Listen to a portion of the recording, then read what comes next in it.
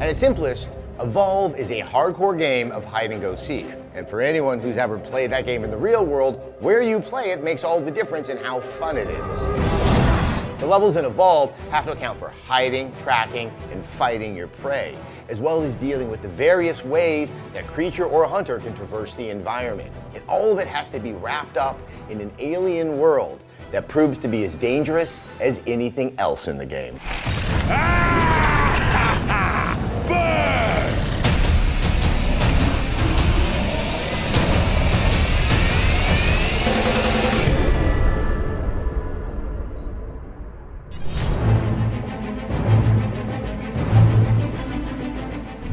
Obviously, a lot of attention has to be considered to like how a map works and how it sort of maintains the fun. But when you have varying traversal methods, be it monster or the jetpacks of the hunters, and the fact that there's really two stages of the game, one which is more like a hide and go seek, you're trying to stay away from each other, and one which is sort of combat.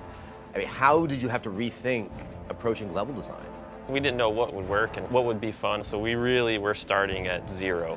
We have a number of level designers, and we really didn't want to sort of set any guidelines for like how big should the map be or how wide or what the flow should be. We just really wanted to not put rules on anybody and just let everybody kind of explore. There was a bunch of maps that we tried that won't ship with the game, but we learned from those. The first map that we did was enormous. It was like a little over half a kilometer. And we found very quickly that if a map's too big, they never find each other. And if a map's too small, they can't get away from each other, right? So there's this sort of fine balance, that it really can only be figured out through playing the map over and over and over again, how big a map needs to be. And then obviously the aesthetics of it have to then work within this sort of fantastic world.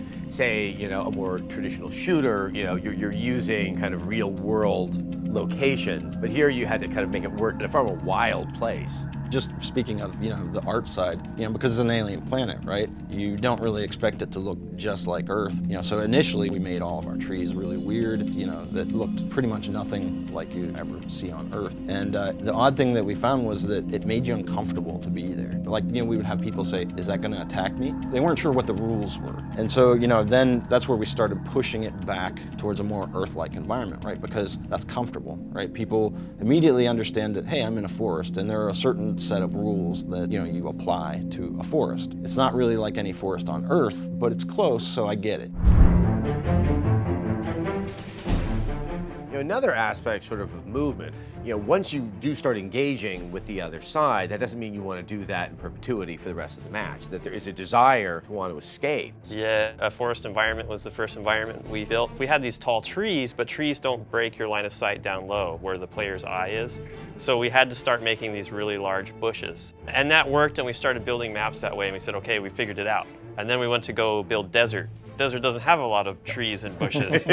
And yes, we can use rocks, but you can only use so many rocks before the map starts to look weird. So the other thing was altitude changes. We can have some small maps as long as there are different levels. I can be 10 feet from the monster, but he could be on a ledge that's 20 feet above me and I don't notice him. And the terrain, there's never a flat spot in the terrain. And that just caused all kinds of problems. Anything from animations from a four-legged animal on uneven terrain. Now you're looking at IK systems to snap the feet to the uneven terrain, or you're looking at, does he tilt when he goes up and down? And then our monsters climb. They can climb almost anything, right? So the climbing has to be able to handle an organic surface. It's like one thing on the art side to want these really natural looking organic environments, and then on the tech side, you've actually got to go back and make all that stuff work. In terms of locations, you have sort of desert locations, you have swampy locations, you have some that actually have two different weather patterns that are going on simultaneously. It's kind of like it helps inform the fiction of the world. Did you guys talk a bit about the whys of the location and how it fit into the overall, narrative? We really wanted the world to have that feeling of kind of isolation. So immediately that's like, okay, well, it's a colony planet. That's why it's relatively unpopulated, because you're on the farthest reaches of civilized space. And so immediately you have that feeling of like, there's no way off this planet. The other thing is like, we've always really liked Westerns. So why not, you know, inject a little bit of that flavor? And I think as you run around the world, you see little bits of that Old West architecture that kind of harkens back to those days.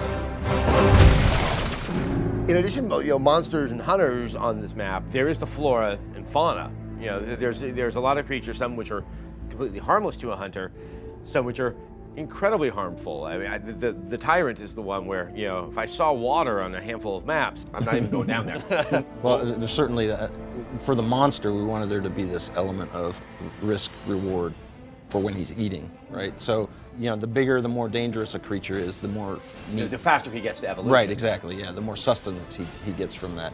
So there's this whole strategizing. Do I want to stay safe and just eat the little creatures that aren't going to hit me, or, you know, do I want to stage up quicker? The wildlife creates opportunities for both teams. We saw a monster win a game because 3 hunters, 2 of them stepped in plants and 1 got hit by a megamouth all at the same time. So the whole team got taken out by the environment. You know, from where you started with the game and, you know, those initial levels, have you guys learned more about the vagaries and the nuances of level design because you've been trying to do something that pretty much hasn't been done before? Yeah, I think so. You know, we're still learning more, and we expect to learn more once we get more players in there. We study heat maps and all the places where people fight and where people killed and how do they move through the maps. And so we feel like we've learned a lot, but we still feel like there's a lot more to come. Like there's a lot more to learn. We know that we can make even cooler stuff in the future, so we're just going to keep pushing.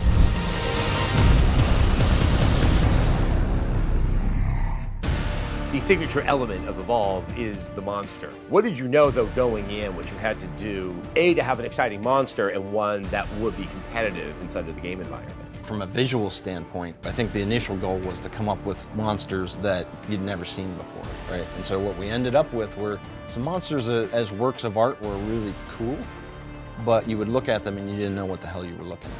You want to be attached to your character. Monsters are no different. Certainly when I'm playing as the monster, I feel like I'm the good guy and they're the bad guys, and of course vice versa.